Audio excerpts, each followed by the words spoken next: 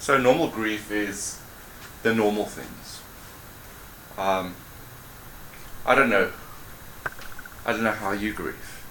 I don't know how your clients grieve. Your client might come and tell you a story,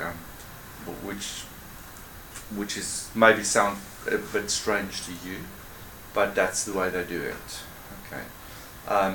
It's possible to grieve differently for different things too. Yes. Like there'll be some griefs where it will be totally devastating, and there'll be other griefs that you grieve more quietly and you just try to get through.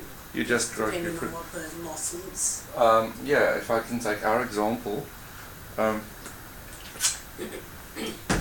my dad suffered from Alzheimer's.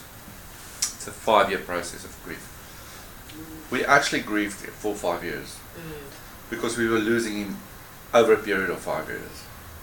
So when he passed away, it was more a relief. We were sad. We were really sad because he's no longer there, that's the reality. But in truth, we lost him 5 years ago. So we had a 5-year grief, and it's interesting, I read that at the funeral of Ronald Reagan, his son said that today we say goodbye to Dad, although we lost him 3 years ago. So it's just a process. Not that it's easier, it's still a process, but we've got a bit of a relief. Another issue which was a bit shock for me 2 weeks ago. My mom had a lady that lived with her in the house.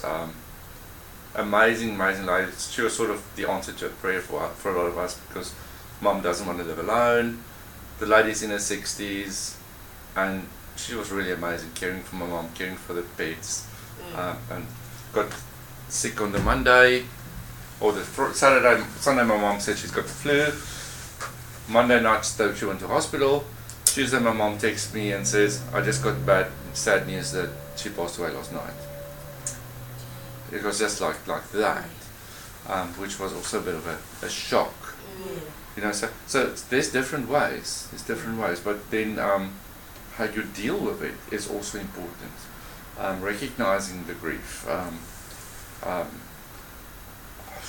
And when we talk about complications, we'll actually have to explore a bit of why there are complications. So, complicated grief. Well, we're back on that one. Complicated grief can affect you physically, mentally, and socially. Without appropriate treatment, complications may include depression, anxiety, suicidal thoughts or behaviors, increased risk of physical illness such as heart disease, cancer, high blood pressure, significant sleep disturbances, long-term difficulty with daily living, relationship or work activities, post-traumatic stress disorder, alcohol or substance abuse, nicotine use such as smoking. This is just some of them. This is not all of them. Complicated grief is grief that's when we look at the guy that did, not the guy that did, but when we look at Gestalt therapy, in Gestalt therapy there's a section where they talk about unfinished business. And a lot of stuff which is part of complicated grief is because of unfinished business. Stuff happen and people have guilt. Not all complicated grief is guilt-ridden, but there's a lot of cases where people have guilt and suddenly they have to deal with this. They can't fix it. But they have a huge argument. Person leaves the house, go to work, car accident, person died. Complicated grief because I could never fix this. You know, person's gone. That sort of stuff is complicated grief. Complicated grief, I'd say a lot of complicated grief's got situations where there is guilt, but not all of it, some of it. I can say that I've got a my aunt, I think I've mentioned her before. My uncle and aunt lost their son, I'd say about 35 years ago, in a car accident. They're still grieving. And not that you stop grieving, but it, as someone asked my grandmother after my granddad's passing, my one aunt's husband passed away, and she asked my gran, does it get better? And my gran said, no, it doesn't. It gets bearable. Yeah. So, but how you deal with it helps you to make it bearable. So with my aunt and uncle, we don't know the backstory. So we don't know. We suspect there must be some guilt. We're not sure. We're not sure of the backstory. But he was on his way back from playing rugby, and car accident, and all 4 of the kids in the vehicle passed away. Car accident, huge accident. My aunt and uncle is really, really ill. They live like hermits. Their house looks like a shrine to him. Every room where you go is photos of him. March is the time when he had the accident. March is the worst time of the year for them. The day he died, it's like died as if he's dying again. Every year on that date, we're talking about 35 years ago, that date is like a day which they either just sleep the day, or just they've never moved on. He's still got a room. She still keeps his room prepared for him if he ever comes back. You drive past the graveyard. It's a small town, very small town, huge graveyard. You drive past, you see which is his grave from the road. Wow. The amount of flowers and whatever on the grave. That's complicated grief. They just had to move to the city because of the illness. And my cousin wrote the other day, she said to someone, Mom and Dad's never been, Mom and Dad's health just deteriorated since my brother's death. Which was that like was 35 years ago. 35 years ago. They sort of gave up on life. But it's complicated grief. It's a really complicated. So is that where you're talking more of the cancer and the heart disease? Well, it's heart disease. So that's a long-term effect. Yeah, of the well, depression is there. Yeah. There's high blood pressure, there's heart disease, there's So that can come from complicated. post-traumatic stress disorder. I won't say alcohol abuse, but I will say medication abuse. You know, sleeping tablets, that sort of stuff. We'll sleep the whole day around, or just sleep, that sort of stuff. But if he wasn't the only child, that means there's other grief involved too, because the siblings are feeling the loss from the parents There's 2 sisters, and they sort of been moved aside. That's right. Because he's taking the main role. Well, my daughter's like that in some ways. Like, it was 18 years since she lost her stepfather, and she still clings on today. And she keeps going back, and I said, you've got to move on. I said, you know, he passed, that's it. But even today, she goes back, and it affects her. Yeah, it's like my dad used to say, it's like living with the dead. And also celebrate. My wife always says that instead of celebrating his death, celebrate his life. Yeah. You know, rather celebrate his life than celebrate, or you know, like being totally depressed every. So and also be thankful that you have 2 other daughters, and they've got about 7 grandchildren, and they've got 2 great-grandchildren. You know, celebrate them instead of celebrating the one that's no longer there. So that's complicated grief. And I think we can think around a lot of stuff with complicated grief. My mom and dad was married. I think they were married about a year or two, about 2 years. They had a child. He only lived 2 weeks, and then he passed away. And for years and years and years, my dad wouldn't let my mom get rid of the clothes. You know, the clothes turned yellow. Like, yeah, you know, that is also a form of complicated grief, not moving on. You need to give people chance to grieve. I mean, it's not like, okay, he's gone, died today, tomorrow we throw everything out. There needs to be time to actually say goodbye and go through the process. But when you get to a situation where those things become absolutely almost more important than anything else, then we're looking at a bit of complicated grief coming in. People can't go past stages of grief, and we'll get to the stages now, but that's also a bit of complicated grief when we can't move past stages. Any questions so far? I think coping and support, although it's important to get professional treatment for complicated grief, you can also take some steps of your own. First of all, stick to a treatment plan. If your doctor or your counselor or your psychologist get you a treatment plan, stick to the plan. Go and see, if the treatment plan says go and see someone, go and see them. Not like, oh, I don't really need this or whatever. It's good to go. Why do I need to talk about this? It's good to do that. It's always good to talk. I would always say that, and this is one thing that I'm trying to get everyone to realize, including in my house, even my kids, is that we need a counselor. You need to have a counselor which you go to, in good times and in bad times. You don't have to go to a counselor only when the pawpaw hit the fan. When the pawpaw hit the fan, it's too late. I'm trying to get them to realize that you get a counselor and you build a relationship with your counselor. You're going to see them once a month, once every 2 months, because there's no real crisis, but it's just good to speak and get stuff out and going. And because we deal on a daily basis, we deal with stuff. Then when the issue arises, we can see the counselor once a week or whatever, but we're used to the counselor, we're used to the situation. There's no stigma like I need to see the counselor because there's something wrong with me. It's a question of I'm used to seeing a counselor. I'm used to going to see this person. And that's why, like with CHC, they have a great counselling service there in the city. They only charge $20 per person, and at Mansfield.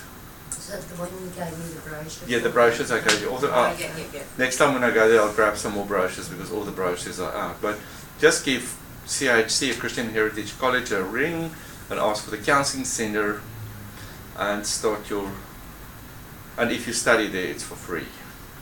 But if you're from outside, $20 to go and see a counsellor. Wow. And it's not qualified counsellors yet. It's master's counsellor, master's students doing their practicals. But I mean, they're already master's students in the last units, because the practicals are the last units. So that's good. Attend therapy appointments as scheduled.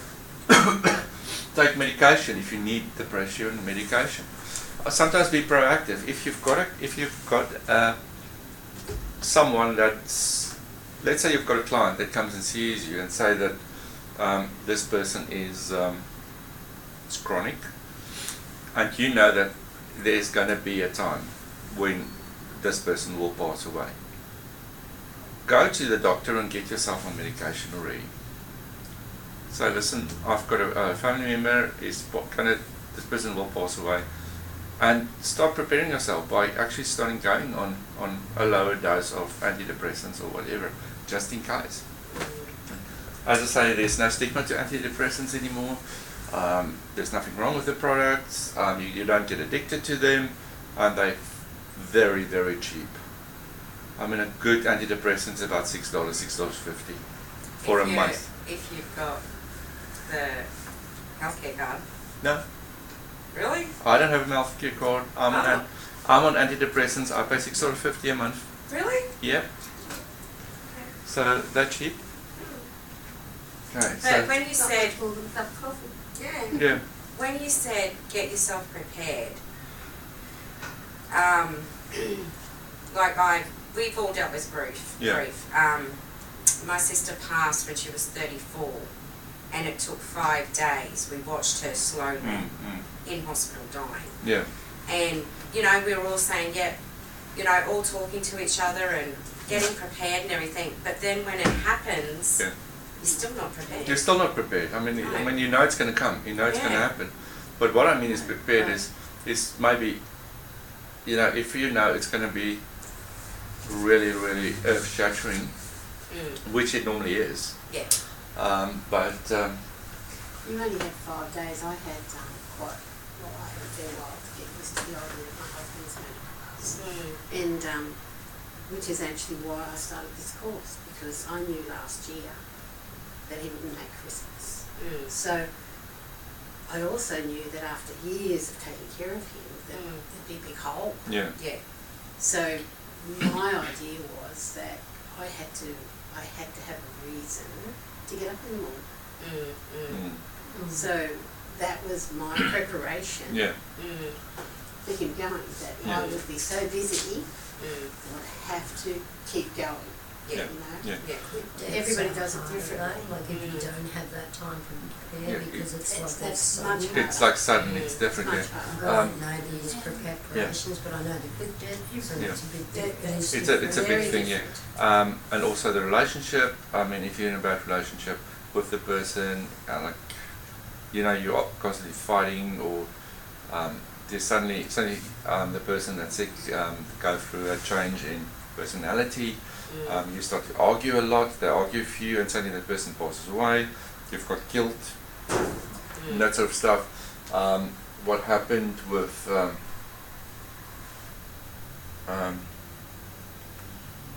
my dad was he was my dad was actually in a good place when he passed, because he had Alzheimer's. Yeah.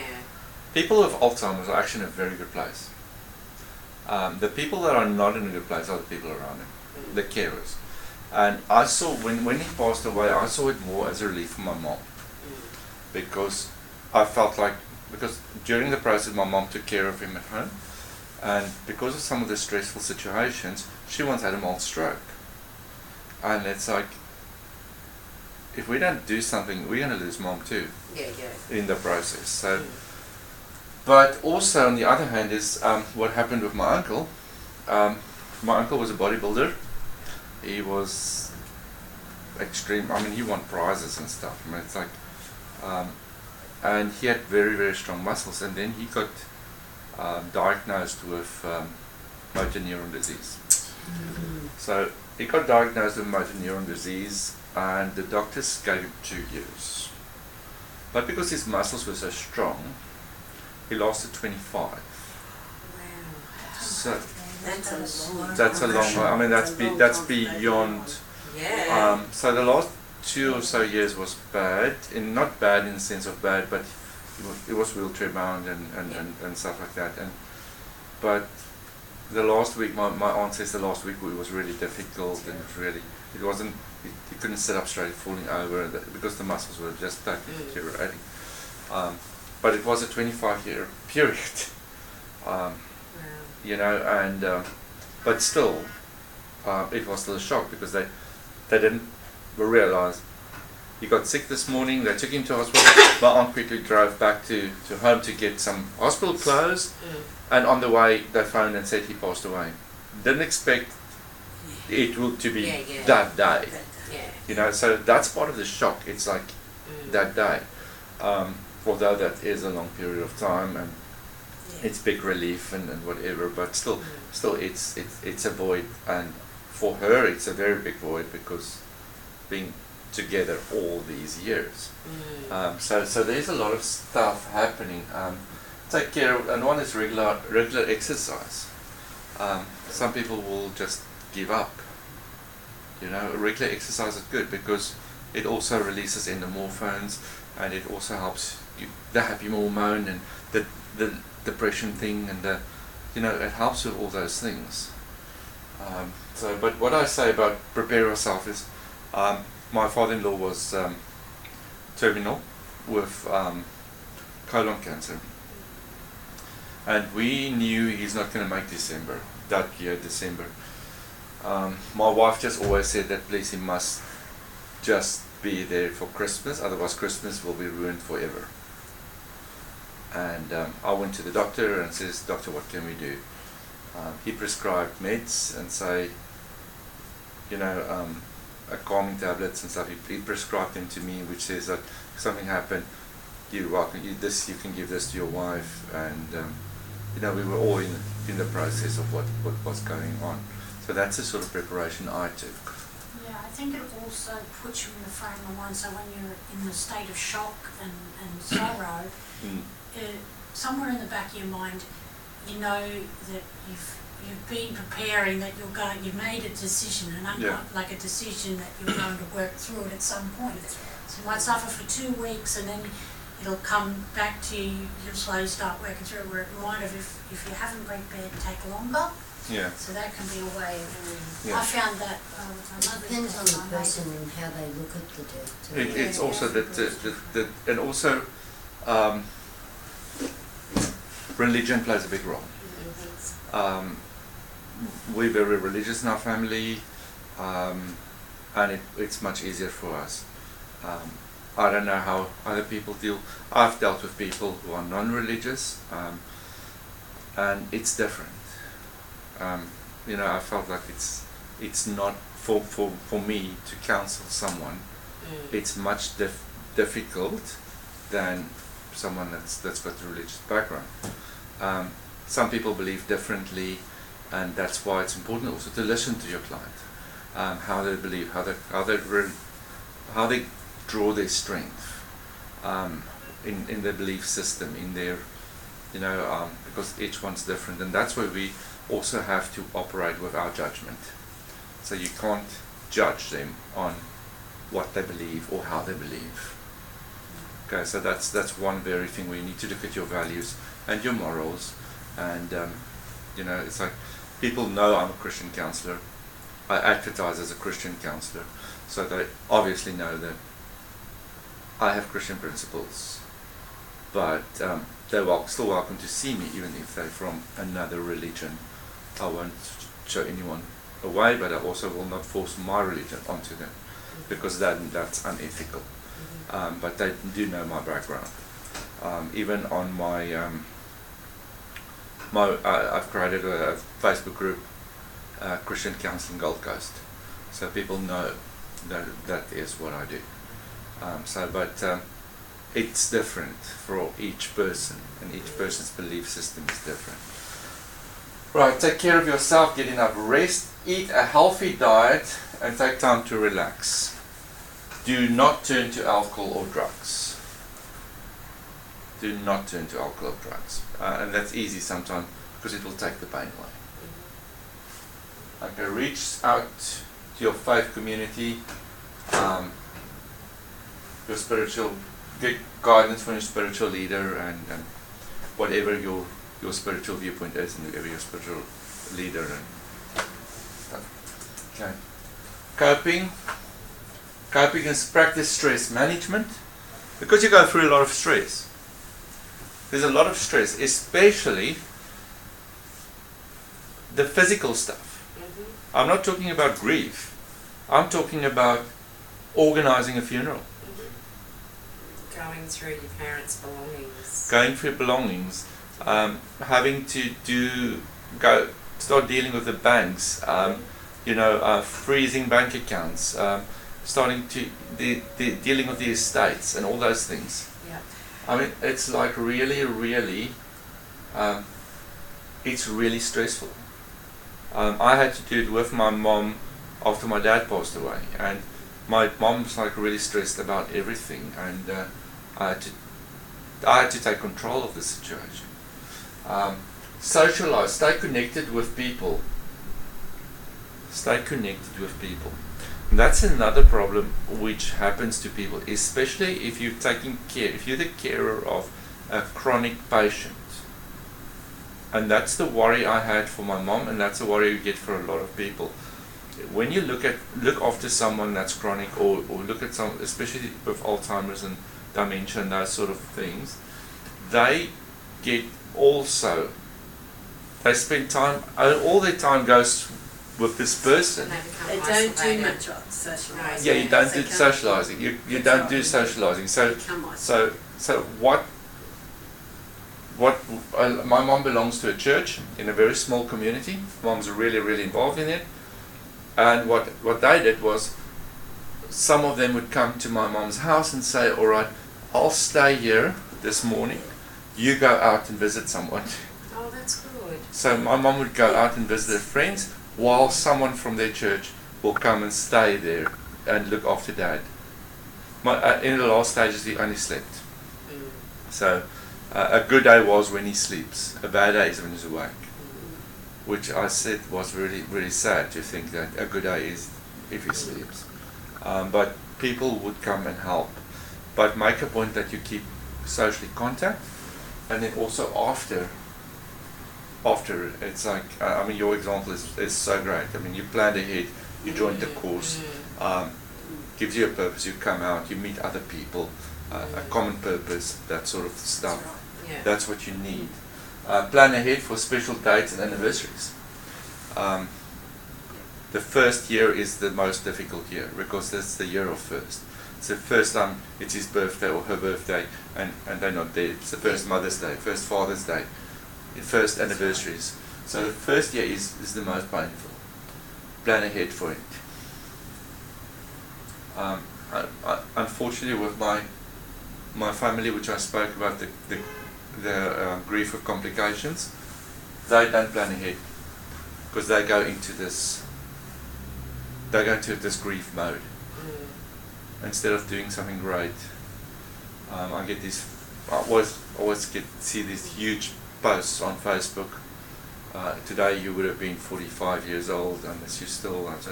It's like all of these posts. I don't think social media is the place where you actually should pour out your grief. That's exactly right. Because grief is also Yeah. Me too. grief is also a personal thing. I've got another family member. Sounds like my family member's going through a bit of a grief situation here, but one of my cousins passed away last year, and they live in Namibia. And his mom still uses his Facebook. So she hasn't closed his Facebook. Oh god. She puts posts. Oh no. So I'll go on Facebook, it's like a post from him. Oh no. You know, it's like, social media is not the place where we live out our No. grief. But a lot of people do. And A even lot of in people do. daily situations. Yes. I think but there's some good aspects as well. Like for instance, you're connecting with other family members, so it's like an outreach of Yeah. support. So your long-term friend and your sister, say it's Mother's Day, you might put up a thing to all the mothers who aren't here with us, and then Yeah, you see that's great stuff. Like family like- relate like- to it, yeah, you're all that- banding together. That's fine. That's sort of That's fine, right, but- or when it's like Yes. when it's, let's say, a cancer drive and yeah, post this that's to different. everyone that Yeah, lost yeah. someone to breast Yeah, cancer or to, that sort of stuff. But I'm talking about having an active account of a dead person and keep on posting, No. or Oh my God. Dad, I miss you so much, and Dad, I miss you so much, and Yeah, what, no. that sort of stuff. Like my wife once says, she doesn't know if my aunt's got Facebook in heaven because her daughter is keeping posting so much about how she misses her mom, because it's really just. So be careful on how you pour out your grief. And I'm not knocking it, but it's like it might just not be the way. A better way might be go and see a counsellor. I agree. Yeah, I did find one benefit with my teenagers, but is that I think I'm a personal person too. I don't put it out there on Facebook. But one thing I'm glad of is that my son does, because he's 18, he lives away, but I can always check his Facebook posts. I know what's happening in his life. But I'm real. Are you alright? Okay. So there's good and bad, eh? Next one is learn new skills. That's Yeah. what I did. Yeah, learn new skills. And that's planning ahead plus learning new skills. It's also like, I mean, really has been hugely beneficial. Yeah, because it's also therapy. Because, you know, not only are you learning stuff, but, you know, as Corey said, you know, I've met a lot of new people, and made friends, you know, you know, I'm not really socialising as in going out to dinner, Yeah, but I am socialising by actually speaking to people like That's you right. You and do. that sort of thing, Yeah. you know, That's so right. Yeah. it makes a huge... And you could have just stayed at home all day and Exactly. you know, Turn the TV on and become mindless. yeah, and just watch Home and Away all day. Exactly. Yeah, or I'm surprised. Like there's Home and Away at night, and there's reruns of a different, very old Home and Away in the mornings. They do it Yes, with they everything. They do it with everything. That's like really. Yes. So in case you missed the beginning. Yeah. you get back. And then join a support group. Yeah, And there are quite a few support groups. It's not everyone's scene. It's not everyone's scene. I mean that's not what I'll do. I might start a support group as a counsellor, but I won't really see myself joining a support group. But that depends on person to person. My grandmother was a very lonely person. I know that she would have benefited from a support group, but there weren't any. That's more a new sort of thing. Yeah, that's true. Right, waves of grief. And I said that a few times, that grief comes in waves. Grief is like the ocean, it comes in waves, ebbing and flowing. Sometimes the water is calm, sometimes it's overwhelming. All we can do is learn to swim. That's what that person wrote there, which is so true. But waves, I mean, it's like, wave will hit you Christmas. And then the wave, it will be a big wave. And then it will be small waves, small waves, small waves. And then it's like Valentine's Day, big wave. And then we go down small waves, and it's anniversary, birthday, you know. So it comes and goes, and as time goes on, the waves get smaller. But the waves still come. There were times. Yeah, the memories. Yeah. Still. They still come, but still it come. comes and goes in waves. Yeah. So it's and that's the best way to explain it, is that it's like grief is like the ocean, and it comes in waves. That's so true. So you'll feel like you're over it, and then one morning you wake up and it's like, oh, I'm just crying and I can't face people today, and that's probably when another wave hits you. But as time passes, the waves get smaller and it gets further apart. They still hit you. Sometimes that's not as bad as you would think, but they're there. What are the stages of grief? Now, there are if you look at the internet, there are heaps of different stages. There's 7 stages or 9 stages. I just go with the easy one, 5 stages. It's just easier, and there's different stages. And I believe that a person can jump between stages. And I think also you can pass a stage, but you can also go back to a stage. I've seen people go back to a stage that I think they've passed. So yeah. So this, I'll go with the 5 stages. First stage is denial. First stage is denial. No, it didn't happen. No, she's not dead. I don't believe this.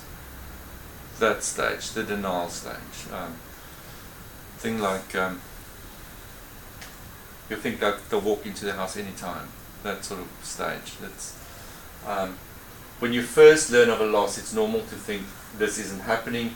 You may feel shocked or numb. This is a temporary way to deal with the rush of our overwhelming emotion. It's a defense mechanism.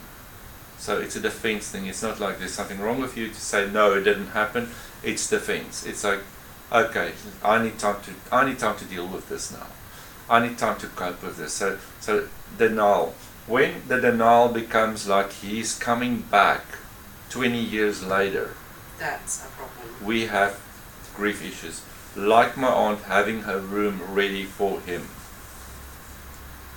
And she keeps on every year, she actually buys new curtains and new linen and everything, because the new trend is now, then it's wildlife and then it's something else and whatever. The room is prepared and ready for when he comes back.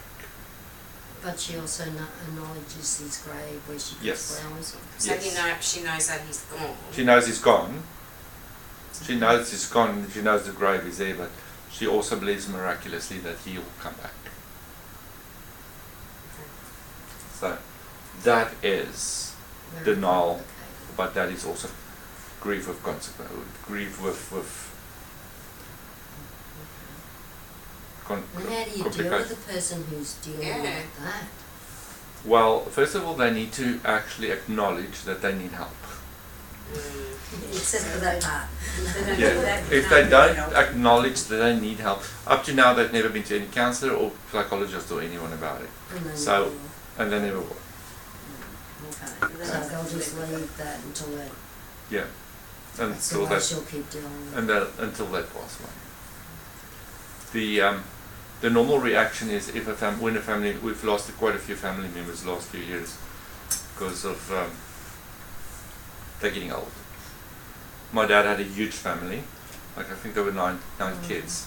You know, so like my dad died, my dad passed away, he was 85. You know, so they're all high ages, but the reaction is not, oh, he's in heaven, he's in whatever. The reaction is like, she is now with my son who passed away. He is now. But we thought that when because my mother passed last year Yeah. and Dad passed this year, and our belief is that, well, now They're together. they're together with my sister. Yeah. So is that not normal? No, that's fine. Oh, That's okay. normal. That's Okay. normal. But not every family member that dies needs to be with him. Oh, right. Okay. You know, so it's like if my it's like when my dad's sister passed away, I said like, my dad and his sister is now probably playing pranks on everyone in heaven, that sort of thing. But Yeah. their reaction is like, oh, my dad's now with him. And then when my aunt died, it's like, oh, my aunt is now with him. It's like, he's like the source of everyone, which is interesting. You know, it's like weird. Then we get anger. It is a reality, as reality sets in, you're faced with pain of your loss. You may feel frustrated and helpless. These feelings that turn into anger, you might direct it toward other people, to God or higher power, or life in general. To be angry with a loved one who died and left you alone is also natural. I'm angry at you because you died. I'm angry at you because you left me. Why? There's a lot of anger, and I think that this is one of the stages that a lot of people get stuck in the anger stage and the aggression. You know, there's like anger is anger. People get stuck in this stage, and I think my experience was people that I worked for, most people get stuck in this one. Or they get out of it and at one stage they jump back into this one. So they carry that into complicated grief? They can because they can become really angry people, or they can be like, I'm not going to meet anyone else. I'm not going to, like, let's say your spouse passed away, your wife passed away.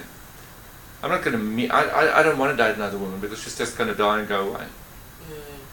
That doesn't sound like anger, that sounds like a fear of losing something. Yeah, it is. They're getting rid of the thing is they can't let go of the pain. They can't They let go. can't go through the Yeah, pain. yeah. Work Yeah, through they it. can't work through the pain. So They can't go. it's easier to It's be easier angry. to be angry, to be like, or they become this angry person, Yes. which is like angry at the world. The Sort of. pain's the Like that Yeah. lady that lives in your complex. Yeah, She's angry what- at the world. Yeah, why? Yeah. Why are you angry at the Yeah. world? You get a lot of angry people. Bargaining. During this stage, we dwell on what you could have done to prevent the loss. Common thoughts are, if only I did this, what if I did it? You may also try and strike a deal with God or the high power. I know, for example, back to my aunt and the grief. She not my aunt, my uncle, her husband, my other cousin, who started a church. But he wanted a church in a tent. So he wanted to buy like a circus tent. And my uncle, quite a few, quite money. And my cousin phoned him and says if he can help him buy the tent. And he says, I'll buy the tent for you, but then God must send my son back.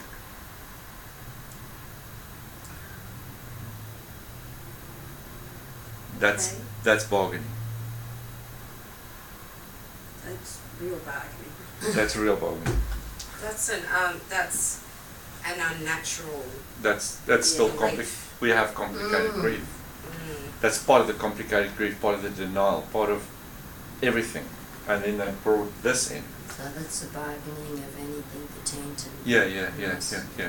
We get that also if someone's sick. It's like, especially parents will, if a kid is sick, like, I'd rather die instead of my kid. That sort of bargaining. Or what if we realize That would be a normal reaction. that's a from normal parent, reaction. yeah. That's a normal thing. Like, Not the tent, is it? no, the the tent, tent is not no, the that. tent was not that. But it's like normal for Yeah, a parent to to some say, people. rather, I would rather go through all. If like, the first thing a parent will do is, if your kid needs a kidney or something, is like give your kidney if you Yeah. can, because that's what parents do. Yeah. We want to take the pain for our kids. Yeah. But the bargaining is sometimes a bit unnatural. Unnatural. There's a natural part of bargaining too. I mean, what if and that sort of stuff, but the tent was not natural. No. Or people will say, if you do this, I will start going to church. I've had that a lot. People will do that, or that sort of stuff. That's not natural either, because really they're saying they're going to go to church, but they still want Yeah. their son or daughter or partner coming back. Yeah. So It's a bit like, I'll do this because It's reward- it's almost as if they blame themselves. So because I didn't do this, now this person's dead. But if I start doing this, then I'll come back. So if I start doing some good deeds and... Yeah. It's a Good bit like a deeds on- child. Yeah. When a child loses a grandparent or a parent. Yeah. So there's the different sorts of grief, and bargaining definitely, you will find it when you counsel people. It doesn't come up that much. It's not the others. Denial and those things are more, but bargaining does show up. Bargaining does show up, but it's, like I said, the tent story was the most extreme one that I have experienced. Depression. I think we all get that one. You get that anyway. Sadness sets in and you begin to understand the loss and its effect on your life. Signs of depression include crying, sleep issues, decreased appetite, you feel overwhelmed, regretful, and lonely. Just be careful that you don't class yourself as a depressed person when you get all those, because that's natural. Yeah. But when that lasts for more than 2 weeks, non-stop, it might be good to go and see your doctor. Depression is being that for more than 2 weeks. Can that come back though, like you'll go through, like you're going through different stages? Oh, yeah. As you said, so you might come good, but then something might trigger it again, so you go back into another 2 weeks. Oh, definitely. I mean, it might come back like you go through that at the time when they passed, and or actually in a normal situation, you're sad when the person passed away, but there's so much to do Yep. that you can't focus on this. Yeah. So you so much you put all your energy in organizing the funeral, organizing the paperwork, Yeah. the whatever you need to do, the bank, the When whatever. everything is finished. And then when everyone left and you're all alone, Yeah. that's when these things actually climb in. And they can, and as I say, if they keep on going for more than 2 weeks, go and see a doctor. Well, depression would come with other type of grief too, wouldn't it? Yeah. Really, even like moving house or moving All sorts of stuff, states. yes. But according to Beyond Blue and these people, if this lasts for more than 2 weeks, if it's under 2 weeks, it's still normal or natural, because we all get sad. We all go through times where you feel like I don't want to eat, or I can't sleep at night, or we all go through stages like this. But when it lasts more than 2 weeks, then we have an issue, or might have an issue, and that's when you go to your doctor. Or you might be fine, and then suddenly you have an event like a birthday or something coming up, and then it's like this hits you. Okay, that's why I say you can move in and out of these stages. You can move, because it might be, you might be fine and then suddenly you get angry. You just realize angry.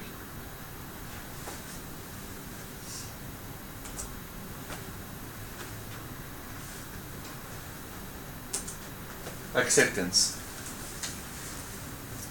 This is the final stage. You accept the reality of your loss. It can't be changed, although you still feel sad. You're able to start moving forward with your life. And that's where we want our clients to be. That's where we want to guide our clients to a level of acceptance. With acceptance, I still say, remember, it will not take away the grief. It will still come. You will still have the moments of sadness. You will have the moments of missing. You will have, you might even have angry moments. All these things, but we want to get to this level. But you're still accepting and you're still moving forward. You're accepting and you're moving on. You accept it happened and you're moving on. You're not at the graveside or wherever you want to be. It all depends on the situations, but this is where you want your client to get to. But it might not be that easy. For some people it's easy. Some people it's easy to move to acceptance. But again, as I say, even if we get to acceptance, we might still jump back to depressed. We might still jump back to angry. But we've already reached acceptance. So it's a normal phase. So if you jump back, is it sometimes easier for them to move forward again from there? Yeah, because they've already accepted it. It's like just basic stuff so happening. They've just got a few small steps back. Like I miss him so much today. It's like I'm so angry. You know? So it's easier. And Yeah. Like the other day, I did something. When I finished my degree, and the end of the year I've got graduation, and I felt like the last graduation I went, my dad was there, and my dad was so proud. And it's like I would have loved to have him December when I've got graduation for my masters. I would love to have him there, and I was sad. But he was there. Eh? But he was there. He was at that one, but I want him to No, hear. but he was there spiritually. That's Yeah. But I would have liked to have photos of him. Oh yeah. You know, yeah, with my master's gown. Yeah. But I've also accepted that he's gone. Yeah. And I'm not going to bargain stuff like I'll do this or that because I know he won't come back. No, that's right. Yeah. So that's where you want to get your client to. But if they start getting depressed or whatever, it's normal. Yeah. We just don't want them to be stuck there. Yeah. Every person goes through these phases in his or life in their own way. You may go back and forth between them or skip one or more stages altogether. Reminders of your loss, like the anniversary of a death or a similar song, can trigger the return of grief. We have a situation where one of our friends, we went, I don't know if I've told you the story. It's a really, really bad story for me, and it's a really bad story for my wife, and we struggle with this. One of our friends was the head of murder and robbery South Africa, in where we live. Great lady. And her boyfriend was the commanding person of, we called Netcare 911, which is our ambulance service in South Africa. So he was Netcare 911's chief, and she was the chief of murder and robbery. We went abseiling together. We all went abseiling together. They actually brought it was actually so funny because there was like 4 ambulances on site when we went abseiling. And because they also brought some ambulance guys who's never done abseiling to come with and actually get trained. So our event was sort of training for Netcare 911. The last session, they tried something different. She was a meter away. She slipped, fell, They had to revive her, airlift her off the mountain. 3 days later, my wife and I had to make a decision for the family to turn off life support.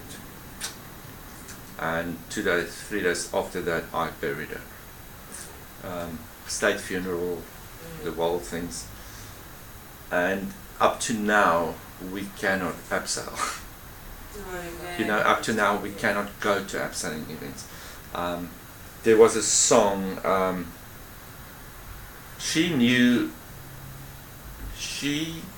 about a month before the accident, she told her boyfriend that she knows she's going to die in an accident. And there was a song called, I can't remember what the group was. It was 2 or 3 young guys. It was like a boy band thing. So I sang a song called When I Die. I don't know if you know the song, When I Die, I Want to Be Your Angel Up in Heaven. It was a really popular song. And they were talking, and she said that when I die, that's going to be my funeral song. So when we arranged the funeral, we decided that the casket will come into the church on that song. So you didn't know she'd said that previously? No, we know that. Oh, okay. And her boyfriend told us that she said this must be her funeral song. And we let the casket come in on that song. And up to now, we can't listen to that song. We How can't long ago was this though? We are, it's about 13, no, my son turned 11, or my son turned 18 last week, so it's about 14, 15 years ago. You know, and I would say I understand. Yeah. And I wouldn't Yeah, either. I don't think that's complicated. That's not No, compl- I don't think it's that's- complicated that's- at all. I think Take that's off it. just That's Yeah. emotional connection. Yeah. That's an emotional connection. Yeah. It's just the fact that we cannot. Yeah. We've seen It the. just brings Yeah. that back. We've seen the trauma, and we've seen the trauma in such a bad way with the accident that we actually heard bones crack when she fell. See, that's a different type of death. Yeah, So so it brings a different type. That's Yeah. a trauma. That's trauma, and then we had to go and make, my The wife and I decision. had to make the decision to turn off life support, because the family didn't know what to do. So that, and then I've buried her a few days later. I've never buried someone in my life before. That was my first funeral in my life I did, and I had to do a state funeral, which was like very tense. But that's what I went through, and it just, I can listen to this, like if I listen to radio and it's on, I can listen to the song, but I do feel sad, Yes. you know, yeah. because in my mind I see the coffin coming in, Yeah. yeah. Yeah. Where for another person it's different. It's interesting, we were there in South Africa once, and some ambulance people came to us, because obviously all the ambulance people were at the funeral, the police were there, and I was somewhere, and I spoke to this one lady, and she said, yes, we listen to the radio in the ambulance when we're just driving around, like routinely driving around, and the song came up, and they actually had to switch it off because they were in the ambulance, and they're like, we can't listen to this. So that's their reaction, but that's not complicated grief. No. That's just normal situations. So with loved ones, you can go through situations where a certain thing reminds you, and it might be painful, and you're like, I don't want to listen to that now. It might be a bit of denial, or it might be just being normal. Yeah. You know, I'm going through this and I can't deal with this now. So it all depends. But your clients will have different stories. Your clients will have different ways of coping. And this is something I learned from Peter Janetsky the other day when I did a course with him on marriage counselling. He says in counselling we have to provide a safe place for people to grow. And that's what we do, is we provide a place for people to grow, even in their grief. A place where they can actually just sit and grow and can deal with the issues in their grief situation.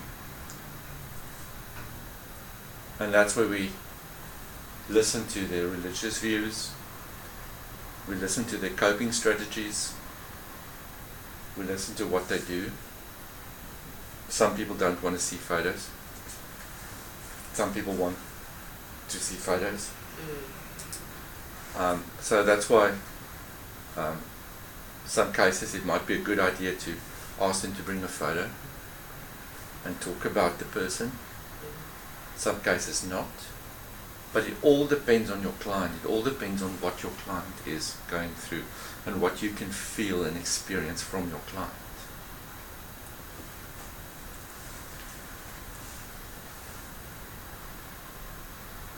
Okay. How long is too long to mourn? There is no normal amount of time to grieve. Your grieving process depends on a number of things, like your personality, age, beliefs, support network. The type of loss and also a factor is also a factor.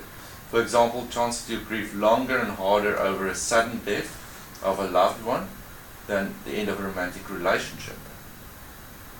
Like if you and someone broke up, that might not take so long. Like if I talk about the school kids, they break up and 3 days later they in a new relationship. Adults grieve that a bit longer. We don't move on as fast. But a death of a loved one, we grieve longer than on a romantic relationship or moving house. If it's a long-term relationship, like 40, say 30 years, though. Yeah, That's like the married. That's like being married. Yeah, Yeah. that would be. Yeah, so with time the sadness eases, you'll be able to feel happiness and joy along with your grief. You'll be able to return to your daily life. It's also a way of how you view things. It's also a way of how you view things. Instead of seeing persons no longer there, focus on the good memories, that sort of stuff too. My aunt, their favourite holiday spot, they will never ever go there again because that's where they stayed when he was still alive.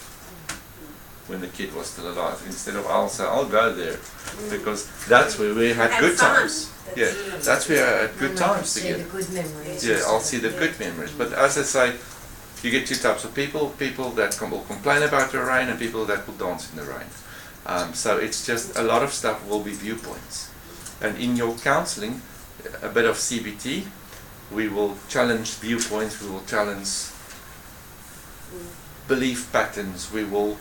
You wouldn't do a lot of CBT, would you? Sometimes you'll have to, Yeah. like especially Wouldn't be like something you'd you choose would have to manually. perhaps challenge them to see this as a, go and sit and think of all the nice things, that sort of stuff. Yeah.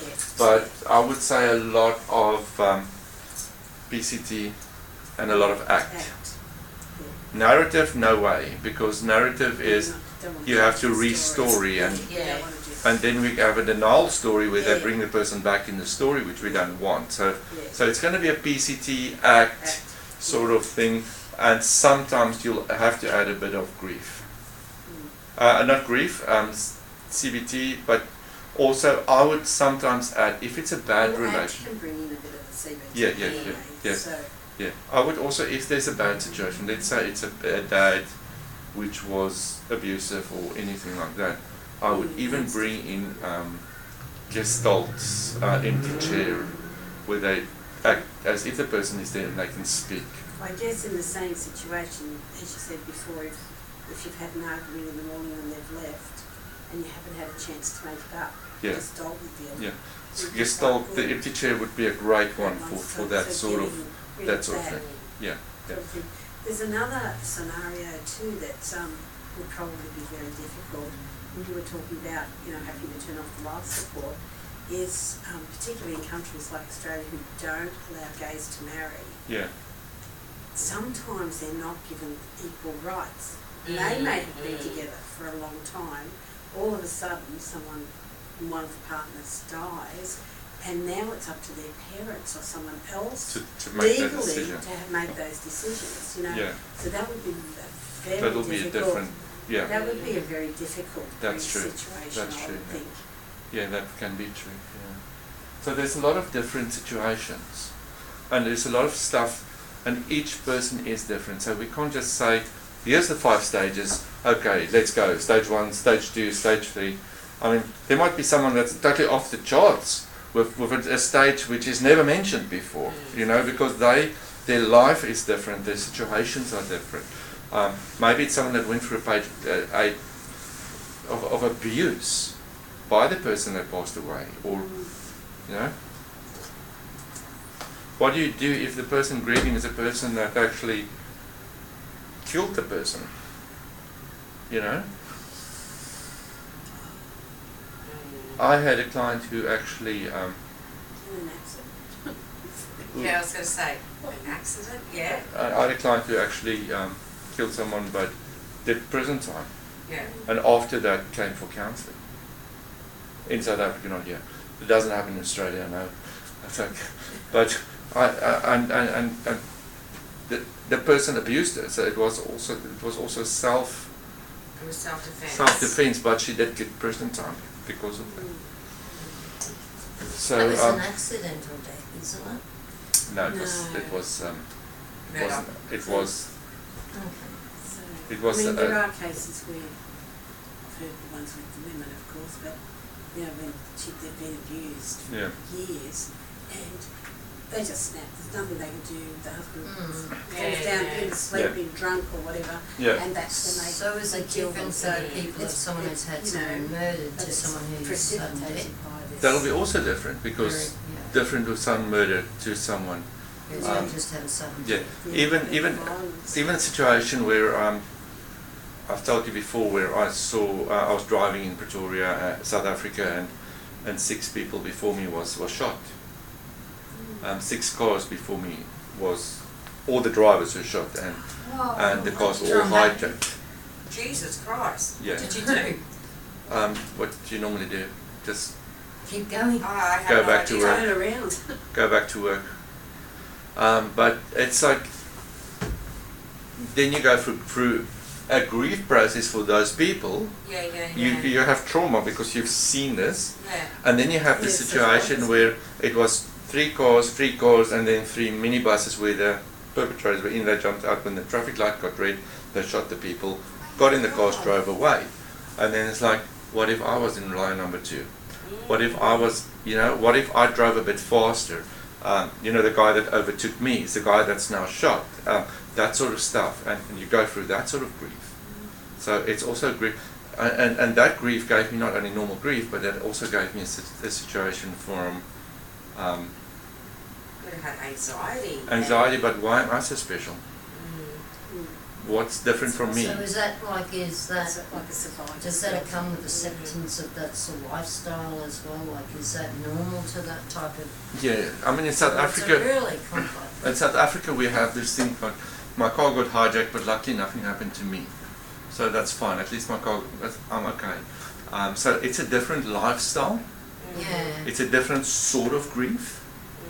It's like everyone knows everyone that had some crime or something connected to their life. So that's a different thing again. So do I need professional help? In some cases, grief doesn't get better. You may not be able to accept the loss.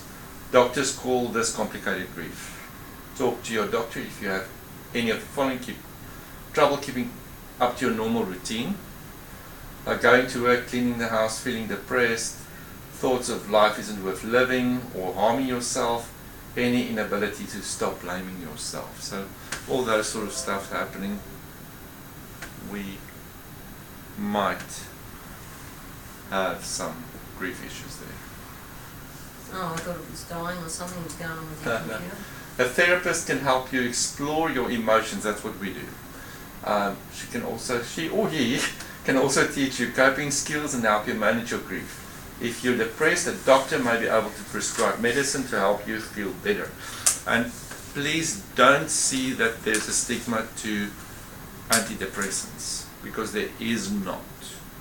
There's no, people will have all sorts of issues. I don't want to take this. There's no problem It's a to take stigma that. that people seem to hear though, that they're addicted. Yeah, they're Well, not it's addicted. possible. Yeah, there's a lot that aren't addicted. And- Yeah, and- you can take Yeah, it for a short and if you time. take one and it's not working, go back till you get one that's working for you. How do you It's tell something like that's working or not? you realise I've never been. if you feel like phased, like sometimes you feel phased out, like Yeah. you like in a bit of a, or they're not working. You just They're don't not feel better. feeling any better. You're or- supposed to. okay. They're supposed to start working after 8 days. After 8 days, you should feel different. Okay. For some of them, make you really sick because I had some make me nauseous. Yeah. And the doctor, they were really good ones. So the doctor changed it from drinking it in the morning to drinking at night. And it worked better. Because then I was sleeping while I was nauseous, Mm. which is better.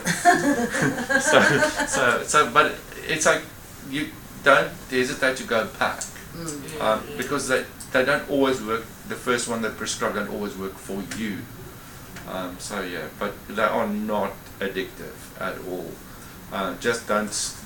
The problem with antidepressants is they really work well. There are side effects though if Yeah. you're taking them for long periods. But they really work amazingly well, but you can't climb off them without, it's a process. No, yeah, it's a process. It's a process. Yeah. It takes about 3 or 4 months It to just actually makes you think clearer. Yeah, Because I'm on them. yeah. I mean, I'm on Lexapro. Well, I used to be on them, and all I found was that I actually now could cope with life. Yeah. Like, it didn't make me feel high or low. I No, didn't feel no. anything. Yeah. It's just that I actually became more normal. I Yeah, could yeah. actually just things I wasn't coping with, and now I could You cope can with. focus, So, yeah, you know, yeah. just When you're in deep Put you back in emotional the pain, it can be tempting to try to numb your feelings with drugs, alcohol, food, even work. But be careful, these are temporary escapes and it won't make you feel faster or feel better in the long run. In fact, they can lead to addiction, depression, anxiety, emotional breakdown. So some people's coping mechanisms are weird. Some people go into fitness, like go crazy, fitness crazy, or start running, or Isn't an addiction though? It becomes like a it can become an substitute. addiction. So it becomes an addiction. So yeah. Told you it's a long one today. Try, give yourself time to heal. Talk to others. Take care of yourself. Exercise regularly. Eat well. Get enough sleep and stay healthy and energized. Return to your hobbies. That's sometimes very difficult, especially for men. It's like, I don't have a hobby. no. But you go to But it gym. means that. I go to gym, yeah, I Oh, exercise, that but could be looked at as a hobby. yeah, but I don't see myself building stuff or But that's not you, so Yeah. you know. sorry. Do you read other than Yeah, I when read. you've got time? I read, but it's academic stuff. It's No, not but I like mean, aside from academic stuff. that's all I read. I only read academic stuff. Would you But read is that anything because you else? don't have time to read anything else? No, the other Or is it things, what the you other things prefer? irritate me. Oh, It's like really like it's just What about true life stories? yeah. I would do, but that's also academic stuff like Yeah. No, biographies. all books is written in biography academic and by true life. and all you know. It's like I like to read people's stories, like Steve Jobs and all those people's stories and stuff like that. So, but at the moment I'm not in a reading mode. Watch movies? Eh? Do you ever watch movies? I try to, but I was actually speaking to one of my students yesterday after we did a prac, and I said to her that the more you get involved in counselling, the less you watch a movie and you enjoy the movie. I watched every single Because movie you I analyse watched. the movie. I watched and I analysed the movie. I watch it as a counsellor. It's like you just sit there and You've got to switch yeah, off you have to switch. The only things that will actually make me relax and not watch it is like something like Marvel, Superman or whatever. Yeah, It's like yeah. Although the other day I watched Superman, Batman, I thought they actually need counselling. Oh my goodness. And then the other thing is join a support group, or if you can't join a support group, start a support group. Yeah. So yeah, but that's just a bit of a. This guy's got a grief cycle: denial, anger, depression, bargaining, acceptance. So information and communication happens in that one. Emotional support's needed for that. Guidance and direction is needed for this one. So that's quite an interesting industry. What explaining to us what actually needs to happen at that, and that's the end. Okay. All right. Any questions? Anything else, or are we ready to run away and We're ready to have coffee. have a coffee and work on your next assignment? Working on the same assignment. On the same assignment.